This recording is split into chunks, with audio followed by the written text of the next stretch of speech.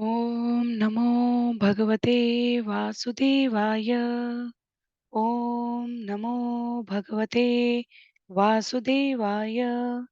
ॐ नमो भगवते वासुदेवाय। हरे कृष्णा। सभी भक्तों को सादर प्रणाम। श्रीमद् भागवतम महापुराण सत्रों की इन श्रृंखला में सभी भक्तों का स्वागत है। हम सभी आज यहाँ पर 18,000 श्लोकों वाले श्रीमद् भागवतम महापुराण को अंतर्राष्ट्रीय कृष्ण भवनामृत संघ के संस्थापक आचार्य कृष्ण कृपा मूर्ति श्री श्रीमद् अभय चरणारविंद भक्ति वेदांत स्वामी श्रील प्रभुपाद की पुस्तकों के मार्गदर्शन में श्रवण और पठन करने का प्रयास करेंगे। जैसा कि सत्रों का प्रारूप है, वर्तमान विषय वस्तु का संक्षिप्त अवलोकन, तत्पश्चात मंगलाचरण और उसके बाद एक एक श्लोक का वाचन और अनुवाद यहाँ भक्तों के संग हम सभी करने का प्रयत्न करेंगे। जिनके पास पुस्तक है वो पुस्तकों का प्रयोग करेंगे, अन्य सभी की सुविधा के लिए स्क्रीन पर श्लोक भी प्रस्तुत किए जाएंगे। आज के सत्र में हम सभी स्कंद 7 अध्याय 8 जिसका नाम है भगवान नरसिंह देव द्वारा हिरण्यकशिपु का वध। तो इस अध्याय में 56 श्लोक हैं और बहुत ही सुंदर तरीके से वर्णन किया गया है कि किस प्रकार प्रहलाद और हिरण्यकशिपु के संवाद के परिणाम स्वरूप नरसिंह देव प्रकट होते हैं। उसके पश्चात हिरण्यकशिपु और अन्य दैत्यों का वध करते हैं। तत्पश्चात देवताओं द्वारा विजयोल्लास मनाया जाएगा और अंत में अध्याय के देवताओं द्वारा स्तुति की जाएगी नरसिंह देव की। तो 56 श्लोकों वाले इस अध्याय की समाप्ति के पश्चात स्कंद 7 से समग्र श्लोकों को जिन्हें हमने यहाँ श्रवण और पठन किया उनकी संख्या 391 हो जाएगी और पूरे श्रीमद् भागवतम से संख्या के क्रम में 5,962 हो जाएगी। अध्याय के प्रारूप के संदर्भ में श्लोक संख्या 1 से लेकर 13 तक प्रहलाद और हिरण्यकशिपु का संवाद, जैसा मैंने कहा। श्लोक संख्या 14 से 22 तक हम सभी भगवान नरसिंह देव के प्राकट्य के बारे में श्रवण करेंगे। 23 से 33 तक भगवान नरसिंह देव द्वारा हिरण्यकशिपु और अन्य दैत्यों का वध।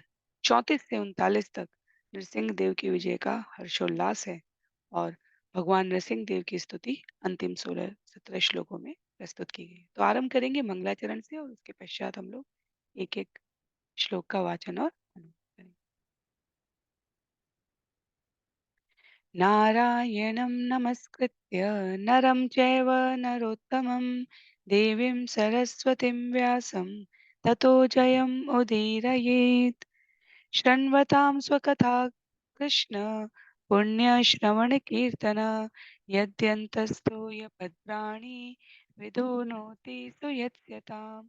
नष्टप्रायेषु भद्रेषु नित्यं भागवत सेवया भगवत्युत्तमश्लोके भक्तिर्भवति नैष्टिकी।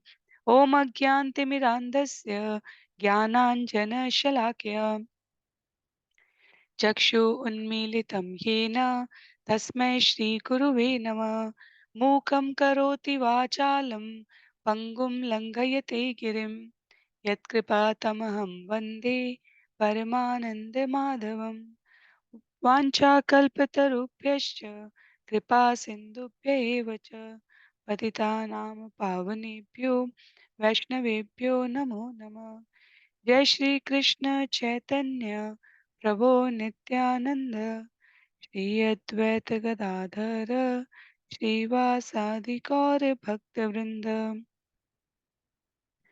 हरे कृष्णा कृष्ण कृष्ण हरे हरे हरे राम राम राम हरे हरे। हरे कृष्णा कृष्ण कृष्ण हरे हरे हरे राम राम राम हरे हरे।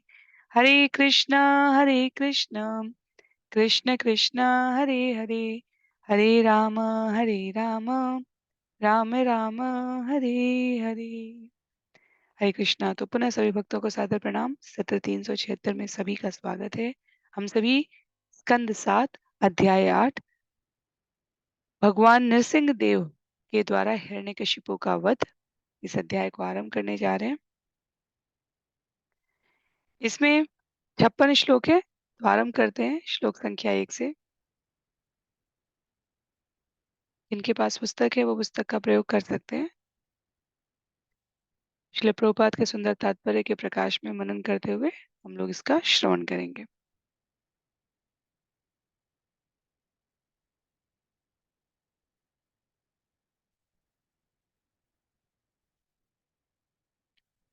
श्रीनारद उवाच अथ दैत्यसुता सर्वे श्रुत्वा तत् अनुवर्णितं जुगृहु निर्वदत्वात् नैव गुरु अनुशिक्षितम्।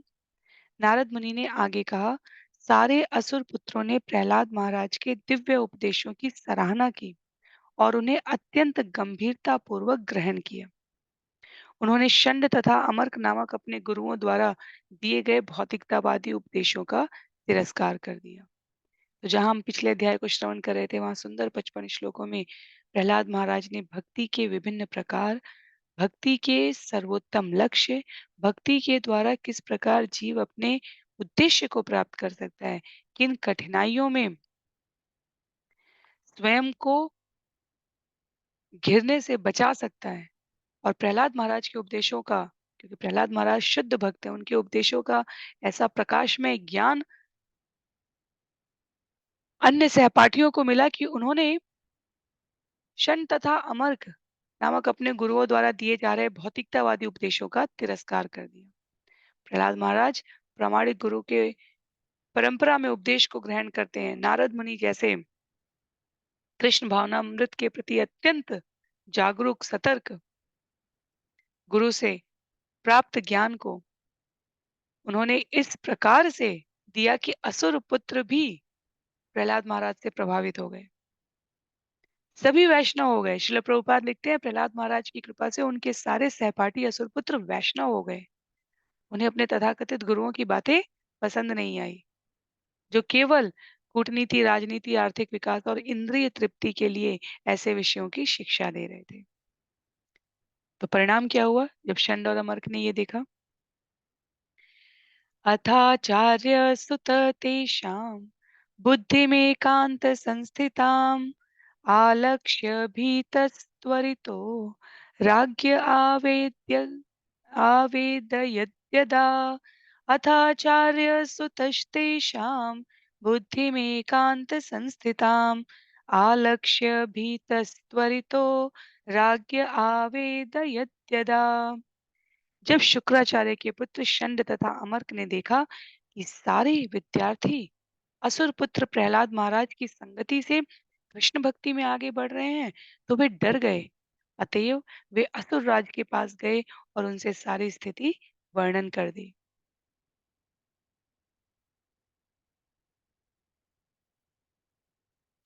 श्रील प्रभुपाद कहते हैं, बुद्धि में एकांत संस्थितम, अर्थात जिन्होंने भी प्रहलाद महाराज के उपदेश को श्रवण किया, वो निष्कर्ष पर पहुंचे कि मनुष्य एकांत संस्थितम, एकमात्र लक्ष्य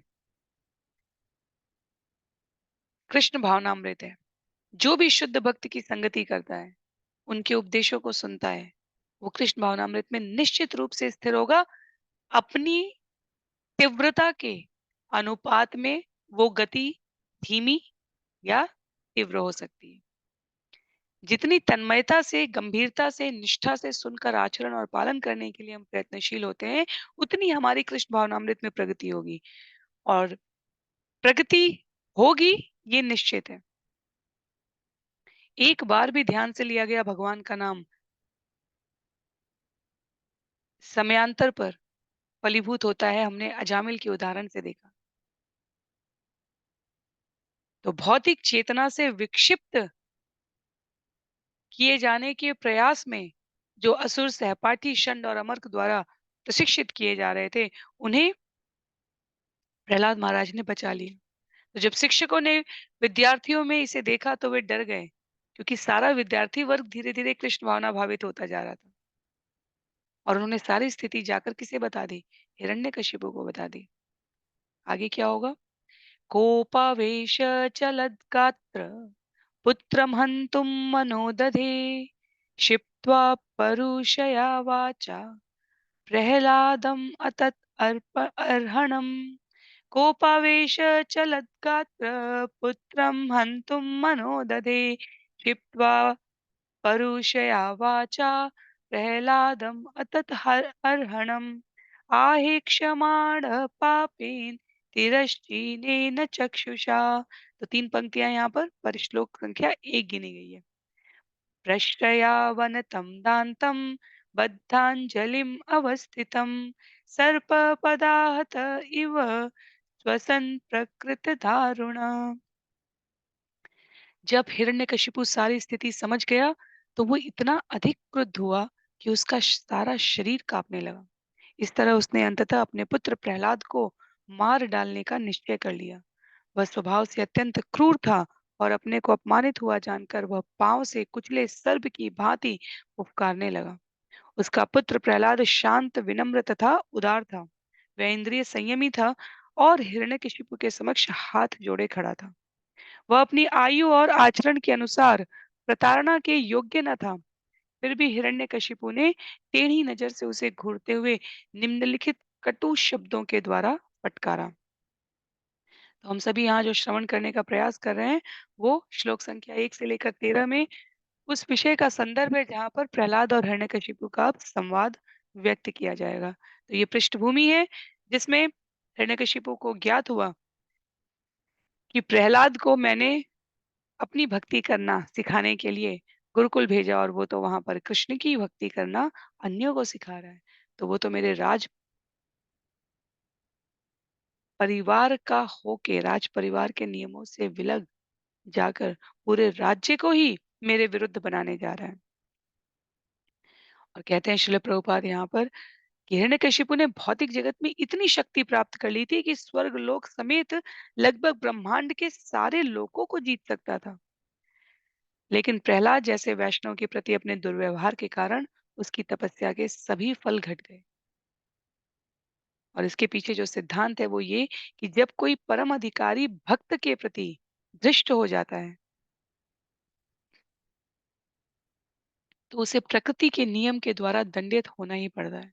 उसकी आयु क्षीण हो जाती है, उसका गुरु उस पर गुरुजनों का जो आशीर्वाद है उसका प्रभाव खत्म हो जाता है, उसके पुण्य नष्ट हो जाते हैं। जब भी कोई किसी वैष्णव भक्त के साथ दुर्व्यवहार करता है। श्रील प्रभुपाद यहाँ पर 10वें स्कंद के श्लोक संख्या 4, क्षमा कीजिए, अध्याय 4 श्लोक संख्या 46 को प्रस्तुत करते हुए कह रहे हैं, आयु श्रियम यशो धर्मम लोकानाशीष एव च हन्ति श्रेयांसि सर्वाणि पुंसो महत् अतिक्रम। जब कोई किसी महात्मा के साथ दुर्व्यवहार करता है तो उसकी आयु, ऐश्वर्य, यश, धर्म, संपत्ति तथा सौभाग्य सभी नष्ट हो जाते हैं और प्रकृति के नियमों के विपरीत जाकर आज तक किसी ने कभी ऐसा कोई उदाहरण नहीं है कि सुखमय जीवन व्यतीत किया हो। तो यदि किसी को इस बात में किंचित मात्र भी संदेह हो कि कहाँ होता है, कैसे होता है, तो ये बड़े-बड़े ऐश्वर्यशाली राक्षस वास्तव में इसका उदाहरण है। व्यवहारिक जगत में भी हम सभी का अनुभव है। यदि कोई किसी की संपत्ति का, किसी की अम, अधिकृत परिस्थिति, वस्तु, व्यक्ति का अवमानना युक्त तरीके से, लालच से, दंभ से, क्रोध से, घृणा से किसी भी प्रकार की हानि करता है, साधारण मनुष्य का भी, तो भी प्रकृति द्वारा उसे दंडित होना पड़ता है। प्रकृति का नियम अटल है इस संदर्भ में। तो फिर वैष्णव परम अधिकारी भक्तों के बारे में क्या कहना? आयु, ऐश्वर्य, यश, धर्म, संपत्ति और सौभाग्य, सभी प्रकार के ऐश्वर्य नष्ट हो जाते हैं। जब हमें व्यावहारिक लोक शिक्षाओं में सिखाया जाता है कि किसी भी अर्थ में हमें व्यक्तिगत स्वार्थ के लिए अहित नहीं करना चाहिए, अन्यथा कर्म का फल हमें प्राप्त होता है। तो उसका मूल यही है, प्रकृति के नियम के विपरीत जाने में कभी भी किसी का भी कल्याण नहीं। श्लोक संख्या 5 में कहते हैं हिरण्यकशिपु, श्री हिरण्यकशिपु उवाच हे दुर्विनीत मंदात्मन् कुलभेद कराधम स्तब्धं मक्षासनोद्धृतं नेष्ये यमक्षयम्। हिरण्यकशिपु ने कहा, अरे उद्दंड, निपट दुर्बुद्धि, परिवार को फोड़ने वाले, अरे नीच, तुमने अपने ऊपर शासन करने वाली शक्ति का उल्लंघन किया है। अतएव तू हठी मूर्ख है। आज मैं तुझे यमराज के घर भेजूंगा।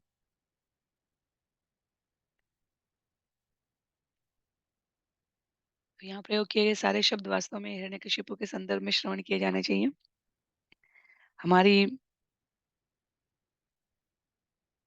हमारा स्तर नहीं है कि हम किसी वैष्णव भक्त के लिए इस प्रकार के शब्दों का प्रयोग कर सके। ये अनुवाद है, इसको यथारूप में व्यक्त किया गया है। तो हिरण्यकशिपु ने अपने वैष्णव पुत्र की भर्त्सना की, असभ्य, उद्दंड, दुर्विनीत कहा। और श्रील विश्वनाथ चक्रवर्ती ठाकुर के टिप्पणी का उल्लेख करते हुए श्रील प्रभुपाद यहाँ पर कहते हैं, दुर्विनीत शब्द वास्तव में सरस्वती देवी की कृपा है। दु का अर्थ ये भौतिक जगत, दुखालयम, जैसे भगवत गीता में भगवान श्री कृष्ण ने कहा है। और वी का अर्थ विशेष है, और नीत का अर्थ लाया गया। तो जब हिरण्यकशिपु प्रहलाद महाराज को दुर्विनीत कह रहा है, विश्वनाथ चक्रवर्ती ठाकुर महाशय कहते हैं, दु अर्थात यहाँ पर देवी की कृपा, सरस्वती माता की दुर्वि भौतिक जगत के दुखालयों में वी विशेष, और नीत अर्थात लाया गया, प्रस्तुत किया गया। तो हिंदी में इसका कई अर्थ होता है, जिस प्रकार से नीत हमने कई बार लाए गए के संदर्भ में। तो भगवान की कृपा से प्रहलाद महाराज को भौतिक जगत के लोगों को ये शिक्षा देने के लिए लाया गया कि वो किस प्रकार भव सागर से बाहर निकले। जब जीवन में भगवान नहीं उपस्थित है, पर भगवान का भक्त उपस्थित है, तो भगवान के शब्दों में वह उनकी कृपा के समतुल्य है। तो यहाँ पर असुर पुत्रों को भगवान की उपस्थिति का आभास तो नहीं, लेकिन प्रहलाद महाराज की प्रस्तुति द्वारा उनके अंतःस्थल में भगवान को स्थापित करने का प्रयत्न किया गया। तो हमारे आचार्य सभी प्रकार के अपशब्दों में भी प्रहलाद महाराज की विशेषता को ढूंढकर यहाँ पर प्रस्तुत कर रहे हैं। प्रहलाद महाराज ने समदर्शी का भाव व्यक्त किया, उन्होंने कभी कोई भेद नहीं किया है। इसलिए यहाँ पर मंदा सुमंद मतयो मंद भाग्य, प्रहलाद महाराज सभी माया वशीभूत जीवों के पथ प्रदर्शक हैं, ऐसा श्री विश्वनाथ चक्रवर्ती ठाकुर आगे कहते हैं। श्री प्रभुपाद का कहना है कि हिरण्यकशिपु ने प्रहलाद महाराज के लिए तथाकथित रूप से जिन अपशब्दों का प्रयोग किया, विश्वनाथ चक्रवर्ती ठाकुर ने उन प्रत्येक शब्द में यहाँ पर तात्पर्य में विस्तार पूर्वक है, रोचक व्याख्या करके माता सरस्वती के पक्ष की ओर से प्रस्तुत किए गए हैं। प्रहलाद महाराज हिरण्यकशिपु के शब्दों की इस प्रकार अभिव्यक्ति की है। उदाहरण के लिए जो अन्य शब्द है, यमक्षयम, हिरण्यकशिपु कहता है मैं तुम्हें यमराज के यहाँ ले जाऊं, भेज दूंगा। और विश्वनाथ चक्रवर्ती ठाकुर कहते हैं प्रत्येक बद्ध जीव यमराज के वश में है। और हिरण्यकशिपु द्वारा यमक्षयम कहने का अर्थ है कि यमक्षयम प्रहलाद महाराज ही उनके मोक्ष दाता है, क्योंकि प्रहलाद महाराज हिरण्यकशिपु को जन्म मृत्यु के चक्र से मुक्त करने, यमक्षयम, यम से भी मुक्त कराने वाले, जन्म मृत्यु के चक्कर से मुक्त कराने वाले। तो इस प्रकार सभी शब्दों का हिरण्यकशिपु को भक्ति योगी समाज में वापस लाने के लिए अ, भक्त असुरों के आदेश की परवाह नहीं करता है। स्तब्धम, जिद्दी जब शब्द कहा है, तो विश्वनाथ चक्रवर्ती कहते हैं यस, हाँ, प्रहलाद महाराज जैसे भक्त असुरों के आदेश की परवाह नहीं करते, वे शांत रहते हैं। परवाह वो सिर्फ भगवान श्री कृष्ण के आदेश की करते हैं, इसलिए वो जिद्दी कहे गए हैं। सुंदर शब्द है, सुंदर व्याख्या है। यहाँ पर कथा रूप में हिरण्यकशिपु द्वारा प्रहलाद महाराज को अपशब्द कहे गए हैं। तत्व रूप में यहाँ पर श्रील विश्वनाथ चक्रवर्ती ठाकुर ने एक एक शब्द का प्रयोग भक्त के जीवनचर्या और उद्देश्य को प्रस्तुत करने के लिए किया। आगे श्लोक संख्या 6 में क्रुद्धस्य यस्य कम्पन्ते त्रयो लोका सहेश्वरा तस्य मे भीतवन्मूढ़ शासनम किम बलोत्यगा। मेरे दुष्ट पुत्र प्रहलाद, तुम जानते हो कि जब मैं क्रुद्ध होता हूं तो तीनों लोग अपने अपने नायकों सहित कांपने लगते हैं। तो फिर तुम किसके बल पर इतने धृष्ट हो गए हो कि तुम निर्भीक होकर मेरी आज्ञा का उल्लंघन कर रहे हो। ये भौतिक जगत के जो लोभी, दंभी, पाखंडी, उन्मादी व्यक्ति होते हैं, उनका भी इसी प्रकार होता है। तुम्हें पता है मैं क्या कर सकता हूँ, क्या कर सकती हूँ तुम्हारे साथ। तुम्हें आभास नहीं है कि मैं तुम्हारा कितना नुकसान कर सकता हूँ।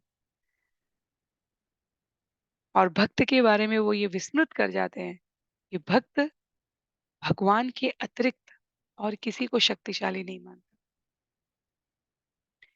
ये भौतिक जगत के उद्दंड व्यक्ति जो हिरण्यकशिपु की प्रवृत्ति वाले होते हैं, वो कभी हमें क्रोध से, कभी हमें लोभ से, कभी हमें शक्ति से, कभी हमें स्नेहासिक्त शब्दों से अपने वशीभूत करने का प्रयास करते हैं।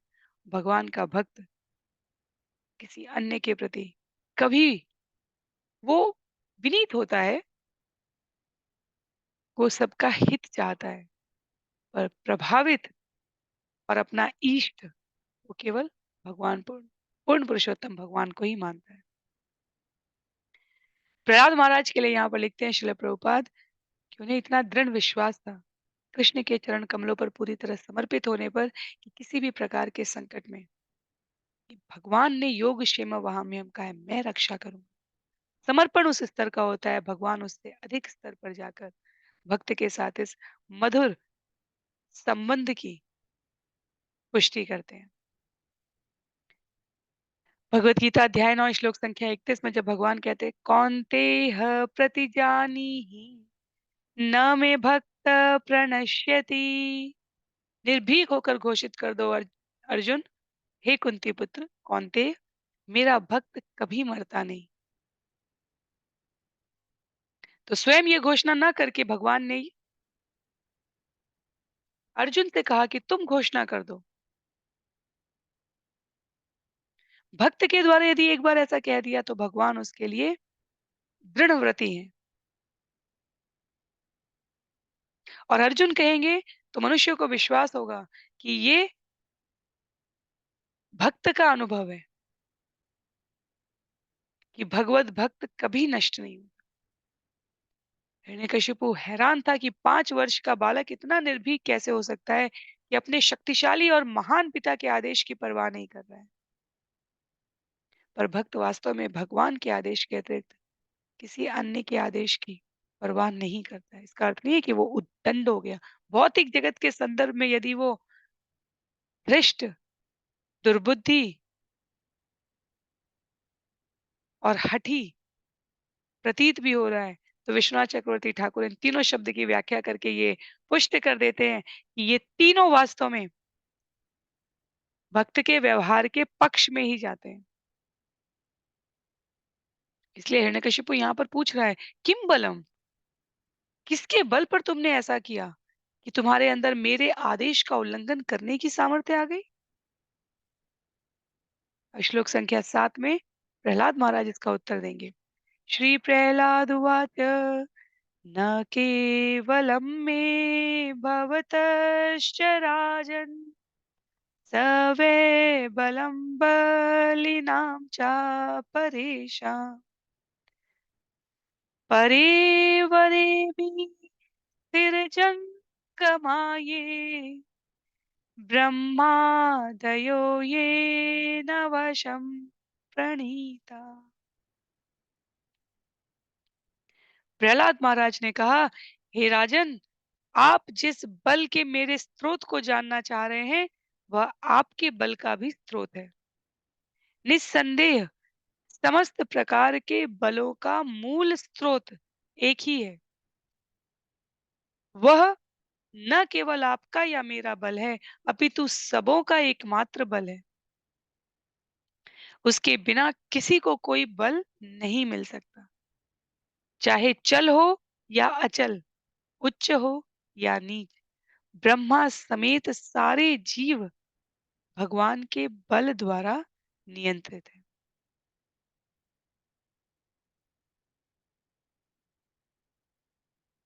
7 बार यहाँ पर बल शब्द का प्रयोग किया गया है। आप जिस बल पे मेरे स्रोत को जानना चाह रहे हैं, आपके बल का स्रोत भी वही है। सबके बल के मूल स्रोत वही है। केवल आपका या मेरा बल किसी काम का नहीं है, सभी का एकमात्र बल वे है। उनके बिना किसी को बल नहीं मिल सकता। ब्रह्मा समेत सारे जीव उन्हीं भगवान के बल द्वारा नियंत्रित है। अध्याय 10 श्लोक संख्या 41 में जब भगवान अर्जुन को, जहां हमने भगवान की विभूतियों के बारे में श्रवण किया है, वहां पर कहते हैं स्पष्ट रूप से घोषित करते हुए, यद यद विभूति मत सत्वम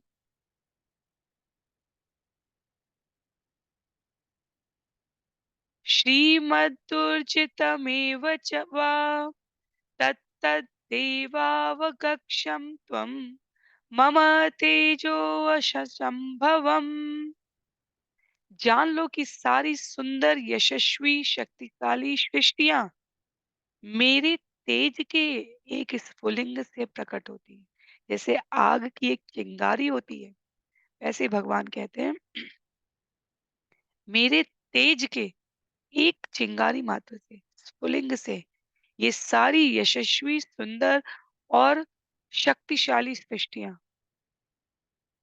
मेरे सामर्थ्य से प्रकट होती हैं। कितनी, जब भगवान इतने शक्तिशाली है तो भगवान की शक्तियां भी कम शक्तिशाली नहीं है।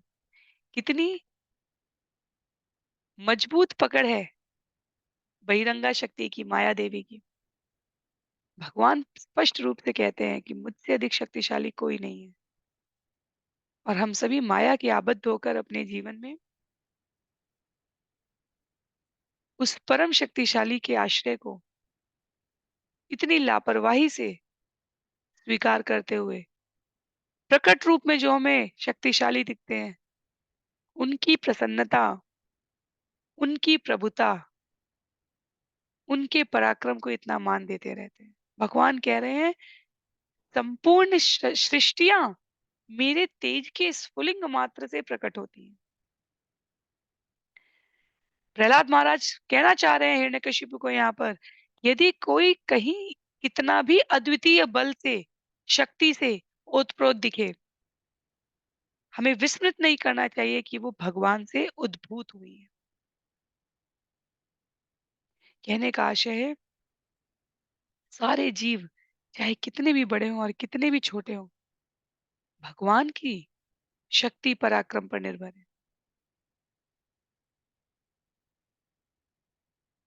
जिनको इसका ज्ञान नहीं है, अनुभव नहीं है, स्मरण नहीं है, उन्हें अल्पज्ञ कहा गया है। पर जब कोई इस दर्शन को स्पष्ट रूप से समझ जाता है, तब वो भगवान के अतिरिक्त और किसी अन्य की शरण ग्रहण नहीं करता।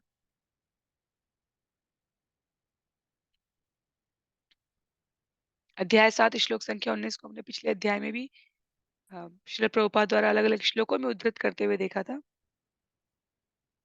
जब भगवान कहते हैं बहूनाम जन्मनामन्ते ज्ञानवान माम प्रपद्यते वासुदेव सर्वमिति स महात्मा सुदुर्लभ।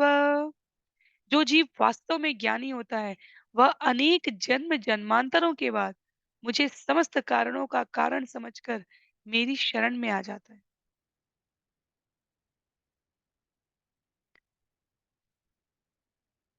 वास्तव में ये कुछ ऐसे इसलिए भगवत गीता के श्रवण के बाद श्रीमद् भागवतम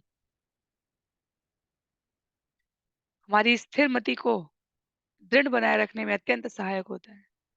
ऐसा कुछ नहीं बचा है जो भगवान ने भगवत गीता में नहीं कहा है। श्रीमद् भागवतम में हम उसे तो उदाहरण उदाहरण के साथ अलग अलग स्थिति परिस्थिति व्यक्ति घटनाक्रम में देख रहे हैं।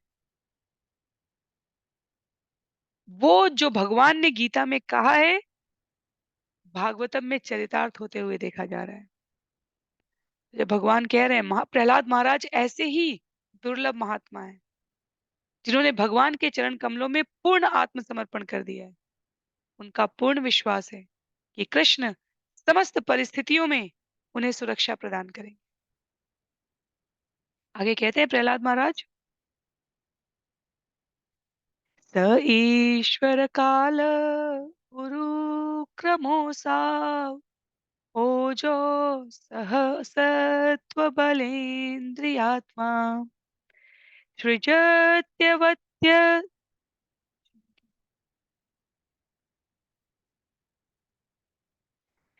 स ईश्वर काल उरु क्रमोसो ओजसः सत्त्वबलेन्द्रियात्मा स एव विश्वं परमस्वशक्तिभिः सृजत्यवत्यतिगुणत्रयेष।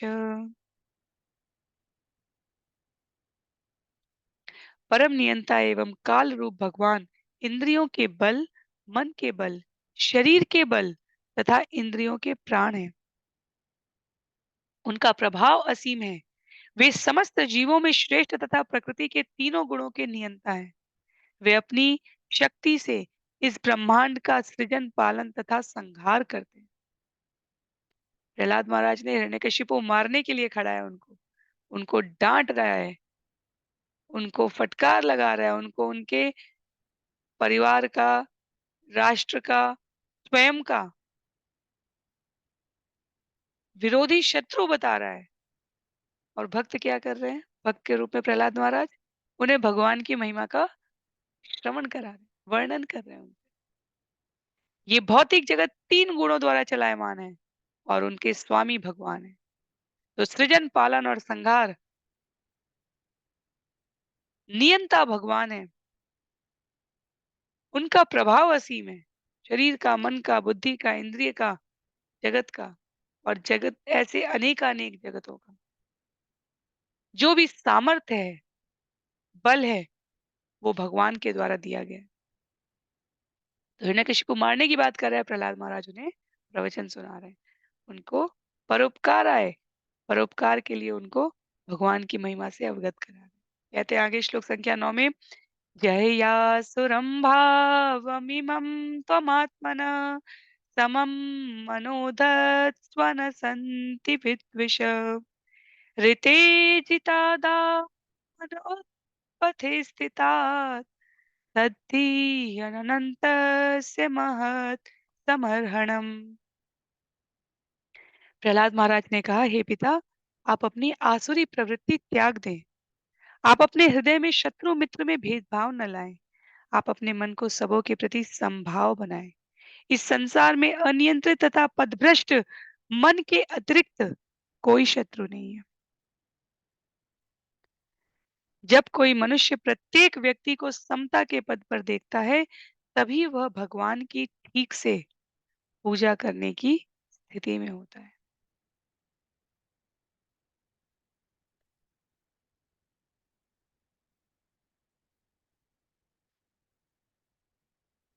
भगवत गीता में अर्जुन कहते हैं, चंचलम ही मनः कृष्ण। और वहां पे जैसे बच्चे को जबरदस्ती कान पकड़ के खेल के मैदान से घर लाना पड़ता है, वो चित्र है जो हम सभी ने भगवत गीता के सत्रों में श्रवण किया था, तो देखा था। वैसे ही मन का स्वभाव है। प्रहलाद महाराज हमें हमारे सबसे बड़े शत्रु से परिचित करा रहे हैं, हिरण्यकशिपु के साथ इस संवाद के माध्यम से। यदि हमारा मन नियंत्रित है, और ये हम सभी का अनुभव होगा,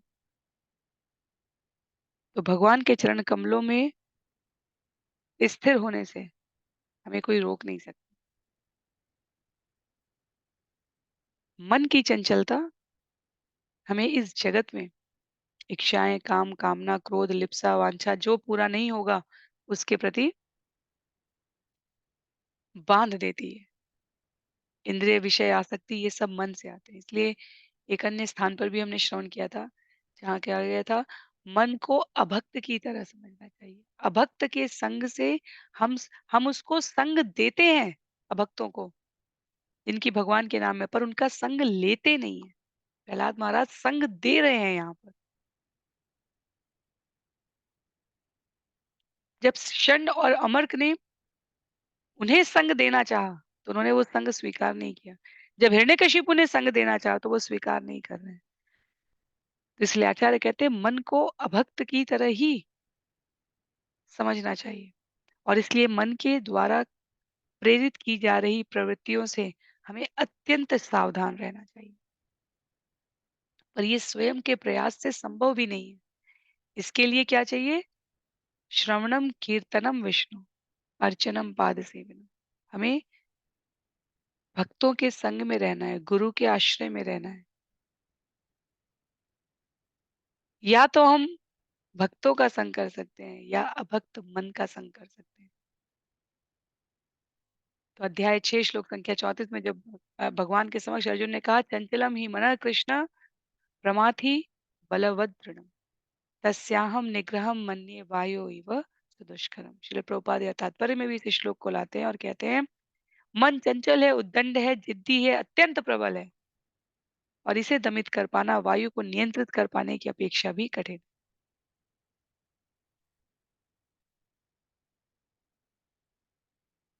ये प्रामाणिकता है यहाँ पर कि अगर हमें लगे कि हमारा मन नहीं लग रहा है हरिनाम जाप में तो परेशान होने की आवश्यकता नहीं है। मन का स्वभाव ही वही है। हमें लगाना है, हमें उसके लिए प्रार्थना निवेदित करते हुए प्रयास करना है। कहते हैं आगे श्लोक संख्या 10 में दस्युन् पुराशत् न विजेत्य लुम्पतो मन्यन्त एके स्वजिता दिशो दश जितात्मनोज्ञस्य समस्य देहिनां साधो स्वमोह प्रभवा कुतः परे। प्राचीन काल में आपके समान ही अनेक मूढ़ हुए हैं जिन्होंने उन 6 शत्रुओं को नहीं जीता जो शरीर रूपी संपत्ति को चुरा ले जाते हैं। ये मूढ़ ये सोचकर गर्वित होते हैं मैंने तो दसों दिशाओं के सारे शत्रुओं को जीत लिया है। किंतु यदि कोई व्यक्ति इन 6 शत्रुओं पर विजयी होता है और सारे जीवों पर संभाव रखता है तो उसके लिए शत्रु नहीं होते। शत्रु की कल्पना मूर्खतावश की जाती है।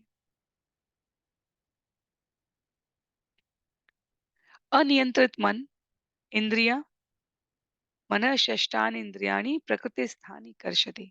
श्रील प्रभुपाद तात्पर्य में कह रहे हैं प्रत्येक व्यक्ति इस जगत में अपनी इंद्रियों का दास है या इंद्रियां उसकी दास है और इन्हीं दो वृत्ति से मित्र और शत्रु की क्रम और श्रृंखला यहाँ पर इस जगत में जीव को प्राप्त होती है। या तो व्यक्ति इंद्रियों का दास है या इंद्रियां व्यक्ति की दास है। हमारे गोस्वामी शब्द में कहा गया है गो सेवा। जिनकी इंद्रियां उनके वश में है जो अपनी समस्त इंद्रियों से भगवान की सेवा करें वो गोस्वामी है और जो इंद्रियों की सेवा कर रहे हैं वो गोदास हैं। तो हमारी स्वाभाविक स्थिति दास की ही है। भगवान का दास बन के हम गोस्वामी बन सकते हैं और इंद्रियों का दास बन के हम गोदास बन सकते हैं। काम क्रोध लोभ मद मोह मत्सर इन 6 शत्रुओं के लिए यहाँ पर कहा जा रहा है इंद्रियों का दास बनकर जीव इन सब से घिर जाता है। और वास्तव में यदि हम देखें किसी भी प्रकार के भौतिक नियम के परिणाम हमारे समस्त प्रयास के बावजूद हमारे नियंत्रण में नहीं होते। शक्तिशाली से शक्तिशाली व्यक्ति इस जगत का नहीं कह सकता, धनी से धनी व्यक्ति नहीं कह सकता कि वो स्वास्थ्य खरीद सकता है, वो मृत्यु को जीत सकता है, वो बीमारी से बच सकता है या वो बुढ़ापे से बच सकता है। और ये चारों ही स्थिति कष्टप्रद होती है। यदि हम अस्वस्थ हैं, यदि हमारे जीवन में भगवत कृपा नहीं है,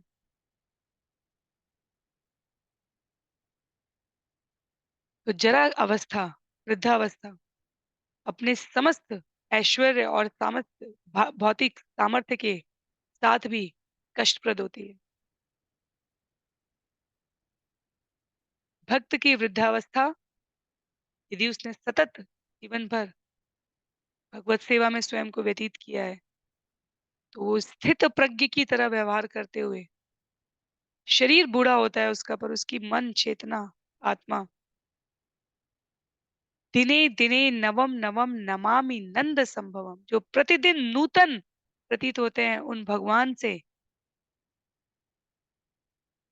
अपने लिए आश्चर्यजनक रूप से नूतनता का अनुदान प्राप्त करती है। भक्त के शरीर की बात हो रही है, भले वो वृद्धावस्था।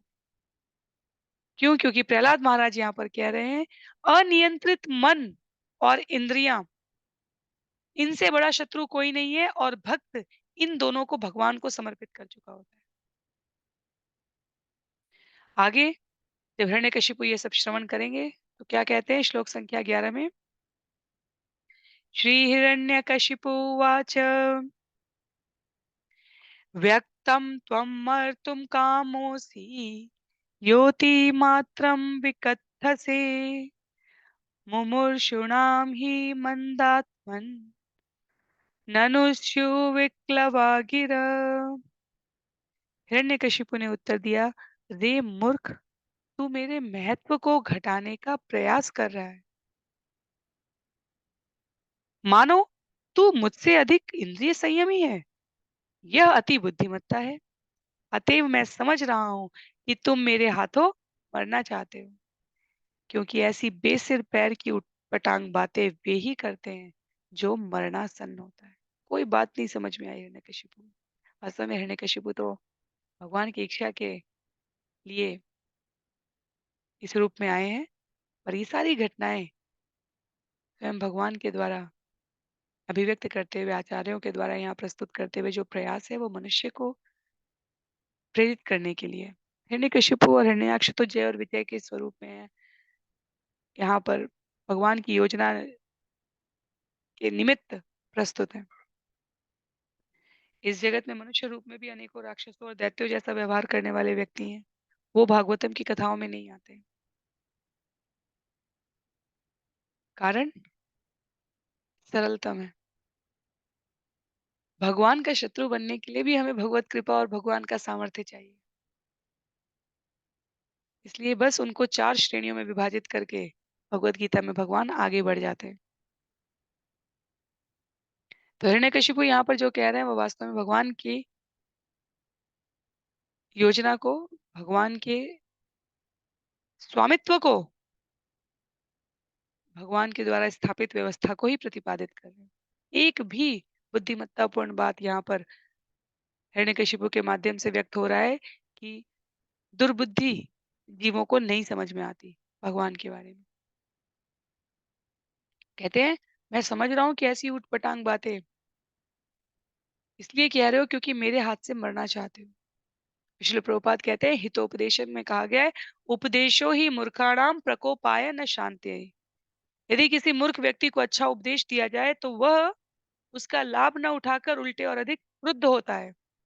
प्रहलाद महाराज के प्रामाणिक प्रदेशों उपदेशों को सुनकर भी हिरण्यकशिपु ने उसे सत्य न मानकर अपने शुद्ध भक्त एवं महान पुत्र पर अधिकाधिक क्रोध ही व्यक्त किया। दूसरा हितोपदेश का जो उदाहरण है, इस श्लोक से संबंधित कि मूर्खों को उपदेश देने, बहुत ही संक्षिप्त में एक कथा है।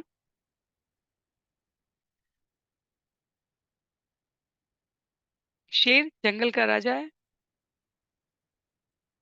उसके कोर्ट में, उसके समक्ष एक अद्भुत प्रकार का केस आता है, जिसमें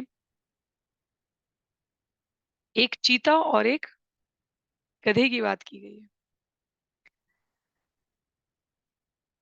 जब शेर ने पूछा कि न्यायालय में आज किस प्रकार का, या आप दोनों यहाँ कैसे उपस्थित हैं, तो उसमें गधे ने कहा, क्योंकि गधे को कहीं से उसके स्वामी द्वारा ले जाए जा रहे कपड़ों के ढेर के क्रम में एक चश्मा मिला था और वो नीले रंग का चश्मा था। उसको लगाने के पश्चात सब कुछ नीला दिखेगा। तो हितोपदेश की कहानियाँ है तो निश्चित रूप से प्रेरणा समझाने के लिए है। तो उसने कहा शेर को, महाराज, उसने वो चश्मा लगाए हुए कहा, महाराज ये अ, सभी घासों का रंग नीला हो गया है और ये चीता है, ये कह रहा है कि सभी घास का रंग सदा से हरा ही रहा है।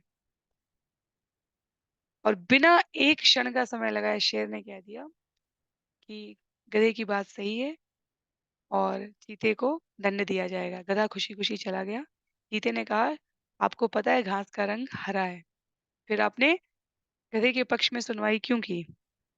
तो शेर ने उत्तर दिया, तुम्हें ये बताने के लिए कि मूर्ख मनुष्यों के साथ अपना समय व्यतीत नहीं करना चाहिए। तो एक तरफ हमें ये भ्रम नहीं होना चाहिए कि एक तरफ प्राणी मात्र में समता की बात की जा रही है और दूसरी तरफ हम किसी को मूर्ख या बुद्धिमान की श्रेणी में विभाजित कर रहे हैं। मूर्ख इस अर्थ में कहा जा रहा है जिसे अपना लाभ भी नहीं पता होता है। मूर्ख शब्द सामान्यतः हमें अपशब्द लगता है। मूर्ख शब्द वास्तव में उन्हें कहा जाता है जिन्हें अपना लाभ भी नहीं पता है।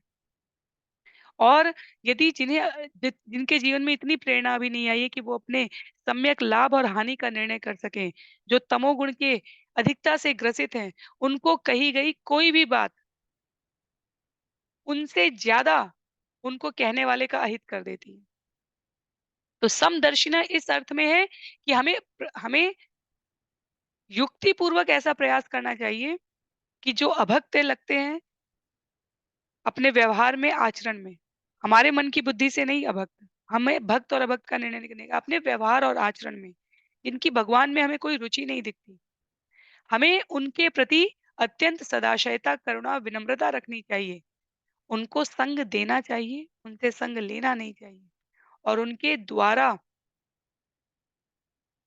प्रदान किए जा रहे समय की व्यर्थता में कभी भाग नहीं लेना चाहिए। तो शेर ने बिना किसी क्षण को अतिरिक्त व्यतीत किए बिना गधे को वहां से जाने दिया, चीते को, ये कहते हुए कि वो मूर्ख है, अल्प बुद्धि है, उसे अपना लाभ हानि सही गलत नहीं पता। उसके साथ समय व्यतीत करके तुमने वास्तव में मेरा और अपना दोनों का समय व्यर्थ कर दिया। तो उपदेशो ही मूर्खाणाम प्रकोपाय न शांतये। मूर्ख को उपदेश देने पर, अच्छा उपदेश देने पर वो उसका लाभ न उठाकर और अधिक क्रुद्ध होगा। कई बार हम सबका व्यावहारिक जीवन में ऐसा मनोरंजक अनुभव होता है, जहाँ आप किसी को जो आपने अपने अनुभव से अर्जित लाभ की बातें जानी हैं, आप उन्हें बताने का प्रयास करिए। वो न केवल आपकी बातों को निरस्त कर देंगे, अपितु आपको भी अपनी कैटेगरी में समझने लग जाते हैं, आपको ही अपनी श्रेणी में समझने लग जाते हैं। तो संग देना होता है, संग लेना नहीं होता। नराधम, अल्पबुद्धि, माया, अपहृत ज्ञान, 4 प्रकार के जो अभक्त भगवान ने भगवत गीता की श्रेणी में बताए। तो हिरण्यकशिपु जैसा व्यक्ति पुत्र के उपदेश को सुनकर और क्रुद्ध हो रहे हैं यहाँ पे।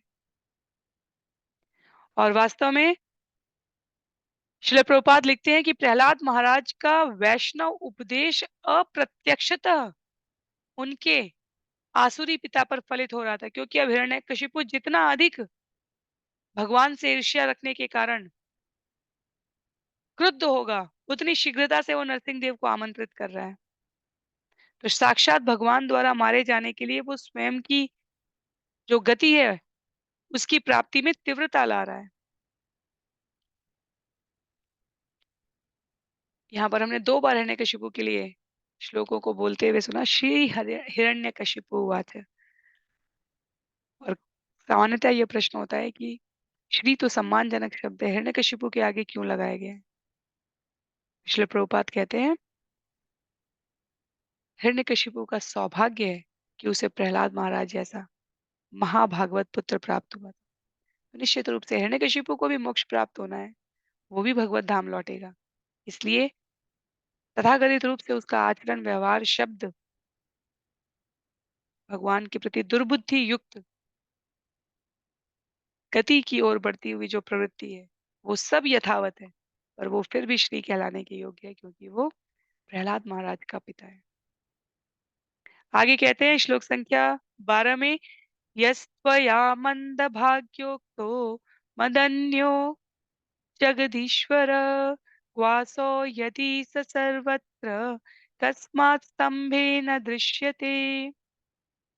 अरे अभागे प्रहलाद, तूने सदैव मेरे अतिरिक्त किसी परम पुरुष का वर्णन किया है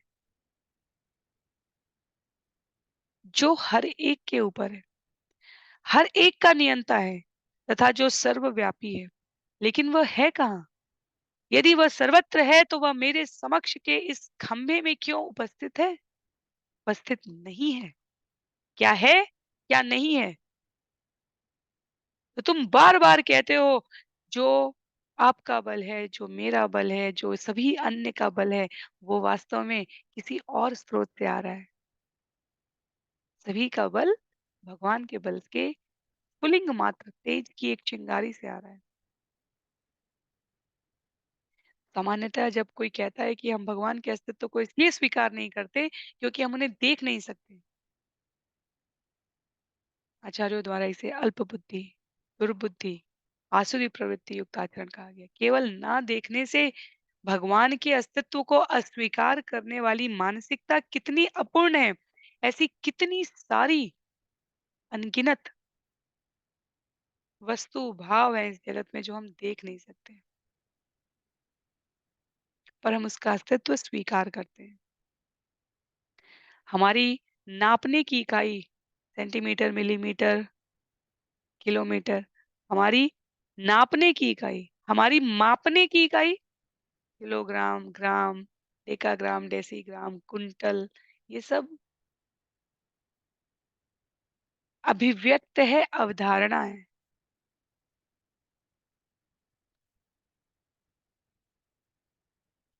अनेकानेक दाँत में दर्द हो रहा है, सिर में दर्द हो रहा है, दिख नहीं रहा है, पर अनुभव है। सबका बल और सामर्थ्य कहीं और से आ रहा है। ये कहने वाले हिरण्यकशिपु के पुत्र प्रहलाद के वचनों पर अविश्वास करने वाले हिरण्यकशिपु सिर्फ देखने वाली चीजों पर प्रत्यक्षतः विश्वास करके कहते हैं कि वो ईश्वर के अस्तित्व को इसलिए नहीं मानते क्योंकि वो देख नहीं सकते। क्या वो कहाँ है वो? अगर वो नियंता है, सर्वव्यापी है।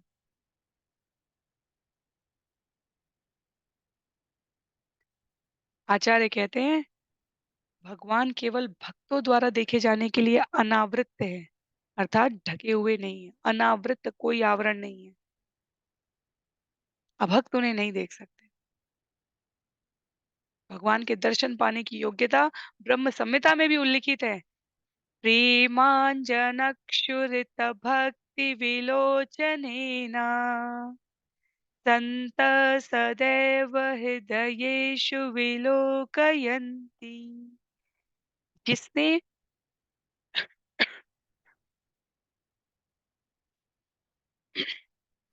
जिसने भगवान के प्रति सच्चा प्रेम विकसित कर लिया है,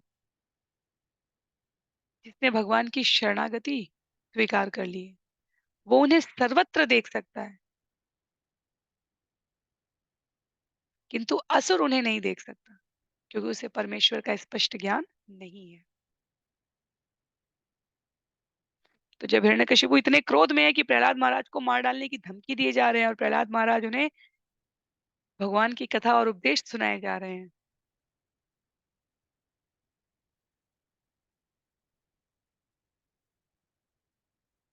और हिरण्यकशिपु कहता है, कभी वो प्रहलाद महाराज को देखा और वहां खड़े हुए खंबे को देखा और बोला, क्या इसमें भी उपस्थित है? क्या इसमें उपस्थित नहीं है? कहाँ है तेरे ईश्वर? प्रहलाद महाराज कहते हैं सर्वत्र है। उन्होंने कहा क्या मेरे सामने वाले खंबे में नहीं है? प्रहलाद महाराज को तो दर्शन हो रहे हैं, पर भक्त के रूप में हिरण्यकशिपु को लगता है खंबे के अंदर कैसे हो सकते हैं। श्लोक संख्या 13 में सोऽहं विकथमानस्य शिरः कार्याद्धरामि ते गोपायेत हरिस्त्वाद्य यस्ते शरणम ईप्सितम। चूंकि तुम इतना अधिक प्रलाप कर रहे हो, अतएव अब मैं तुम्हारे शरीर से तुम्हारा सिर छिन्न कर दूंगा। अब मैं देखूंगा कि तुम्हारा परम आराध्य ईश्वर तुम्हारी रक्षा किस प्रकार करता है। मैं उसे देखना चाहता हूं। तो कहीं ना कहीं तो उपदेशों का, भक्त के संग का प्रभाव हिरण्यकशिपु पर पड़ा ही है। अभक्त इसीलिए संग देता है भक्त, अभक्त के ऊपर प्रभाव निश्चित रूप से पड़ता है, भले ही चुनौती के रूप में पड़े, भले ही आश्चर्य के रूप में पड़े, भले ही क्रोध के रूप में पड़े, पर परिणाम तो निश्चित रूप से दिखाई देता है। हिरण्यकशिपु सोच रहा है सब कुछ काल्पनिक है, और भक्त के लिए तो भगवान सर्वत्र उपस्थित होते हैं। हिरण्यकशिपु को लग रहा है कि भक्ति की ये तथाकथित धार्मिक भावना निद्राजनक है, स्वप्न अवस्था है।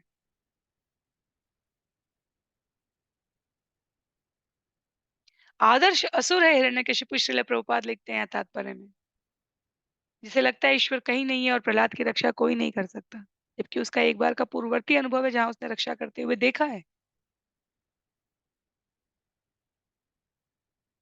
इसलिए वो चुनौती देना चाहता है यहाँ पर। प्रहलाद महाराज कहते हैं सबका बल भगवान से आता है, तो भगवान रक्षा करते हैं। कोई नहीं सोच सकता कि इस जगत का कोई अन्य अवयव हमारी रक्षा कर सकता है, यदि भगवान के द्वारा ये संस्तुत नहीं है। हिरण्यकशिपु ने अपनी बुद्धिमत्ता से सभी संभावित परम्यूटेशन कॉम्बिनेशन, सभी संभावित प्रक्रमों को प्रयोग कर लिया था कि मेरा वध ना हो सके, मेरी मृत्यु ना हो सके।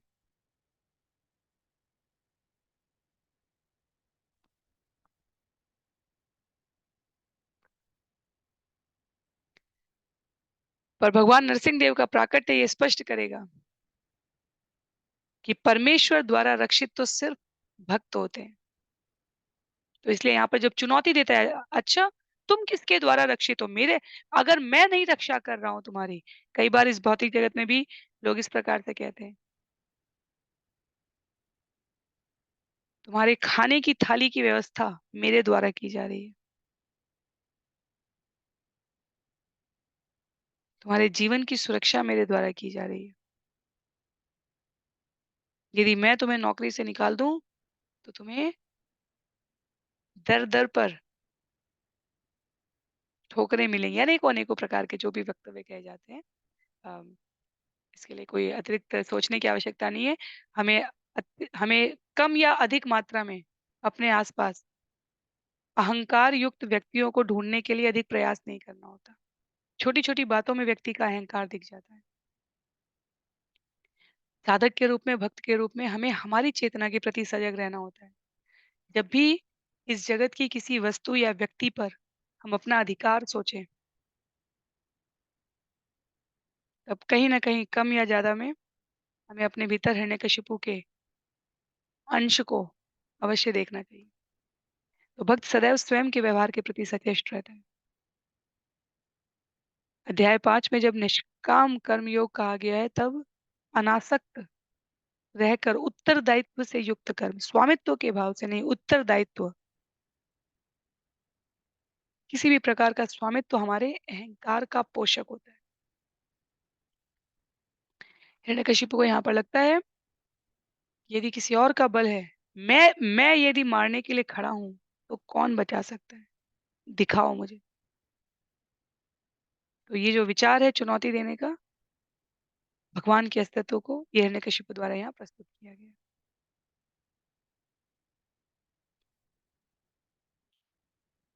श्लोक संख्या 14 में,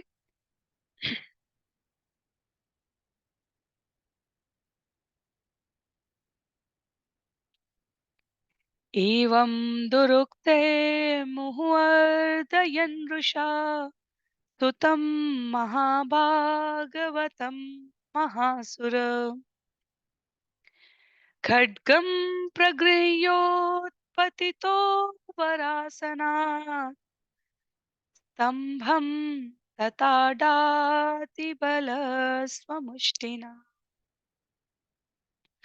अतिशय क्रोध के कारण अत्यंत बलशाली हिरण्यकशिपु ने अपने महाभागवत पुत्र को अत्यंत कटु वचन कहे और उसकी भर्त्सना की।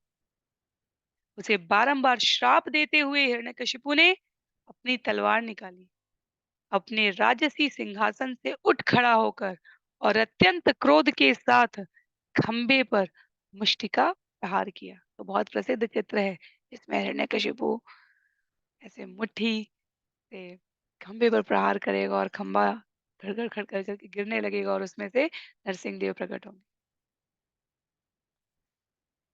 तो इस वर्ष मई में नरसिंह चतुर्दशी है और सभी आध्यात्मिक उत्सवों पर आयोजित भगवान की कथाओं की जो लीला प्रस्तुति होती है ड्रामा के द्वारा, नाटकों के द्वारा, उसमें चैतन्य महाप्रभु के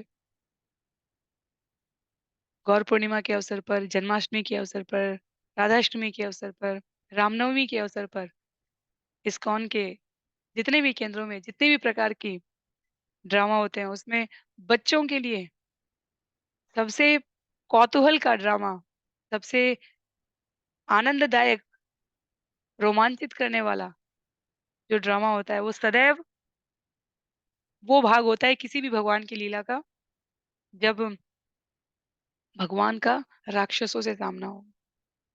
चाहे राम रावण युद्ध होता है, चाहे शिशुपाल और कृष्ण की कथा आती है, सत्राजीत वाली कथा आती है जब जाम्बवंत के साथ भगवान युद्ध करते हैं कृष्ण लीला में, या असुर राक्षसों के साथ छोटी छोटी जो कृष्ण लीला भागों में दिखाई जाती है। पर सबसे अधिक रोमांचित करने वाला वो अवसर होता है जब खंबे से नरसिंह देव को प्रकट किया जाए और वो बिल्कुल बड़े बड़े नाखूनों के साथ आएंगे और हिरण्यकशिपु घबराएगा। पहले हिरण्यकशिपु अट्टहास करता है, फिर नरसिंह देव अट्टहास करते हैं। तो जितने भी डायरेक्टर्स होते हैं सबका अनुभव है, सबसे रोमांचित करने वाला भाग कितने आश्चर्य के साथ नरसिंह देव को प्रकट किया जाए बिल्कुल बड़ा सा मास्क लगा के। और वो अब तक के सारे अनुभवों में जब जितनी बार नरसिंह देव का ड्रामा होता है उतनी बार बच्चे बिल्कुल हर्षोल्लास से तालियां बजाते हुए खुश होते हैं कि भगवान आ गए। तो भगवान राम का जन्म, भगवान कृष्ण का जन्म व्यस्क साधकों के लिए, भक्तों के लिए आनंद का विषय होता है। हम सभी भाव विह्वल हो जाते हैं जब हम जन्माष्टमी पर, रामनवमी पर, कृष्ण लीला में भगवान राम की अवतरण को देखते हैं, तो हम भगवान के प्रति नतमस्तक होते हैं, भाव विभोर होते हैं। और बच्चों का कौतूहल अपनी पराकाष्ठा पर होता है जब वो नरसिंह देव को खंबे से प्रकट होते हुए देखते हैं। तो हम सबका अनुभव है। आज के लिए अंतिम श्लोक लेंगे, श्लोक संख्या 15, और अगले सत्र में हम लोग इस पर चिंतन करेंगे और अगले सत्र में ईश्वर की कृपा से नरसिंह देव के प्राकट्य को श्रवण करेंगे। श्लोक संख्या 15 में तदैव तस्मिन् निनदोतिभीषण बभूव येनाण्डकटाहमस्फुटत् यं वै स्वधिष्ण्योपगतं स्वजादय श्रुत्वा स्वधामात्ययमङ्गमेनिरे। तब उस खंबे से एक भयानक आवाज आई जिससे ब्रह्मांड का आवरण विदीर्ण होता हुआ प्रतीत हुआ। हे युधिष्ठिर, ये आवाज ब्रह्मा आदि देवताओं के निवासों तक पहुंच गई और जब देवताओं ने इसे सुना तो उन्होंने सोचा, ओह, अब हमारे लोगों का विनाश होने जा रहा है। हिरण्यकशिपु ने चुनौती दी है, भगवान खंबे में उपस्थित है या नहीं। भगवान तो प्रतीक्षा ही कर रहे थे।